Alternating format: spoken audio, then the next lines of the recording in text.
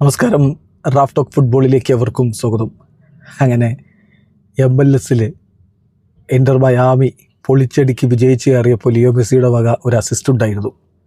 MLS eastern കോൺഫറൻസിൽ ചാമ്പ്യന്മാരായി Leo മെസ്സിയുടെ Inter Miami ഇനി MLS കപ്പിൻ്റെ ഫൈനൽ മത്സരം കളിക്കണം.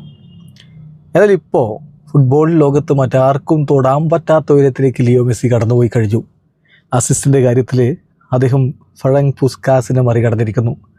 ഒരു കണക്കിൽ പുസ്കാസിനെ മെസ്സി നേരത്തെ മറികടന്നു എന്നായിരുന്നു. പക്ഷേ മറ്റൊരു കണക്ക് പുസ്കാസിന് 404 അസിസ്റ്റുകൾ ഉണ്ടായിരുന്നു എന്നാണ്. അതിപ്പോൾ ഏതായാലും ആ സംശയങ്ങൾ കൂടി മെസ്സി തീർത്തിരിക്കുന്നു.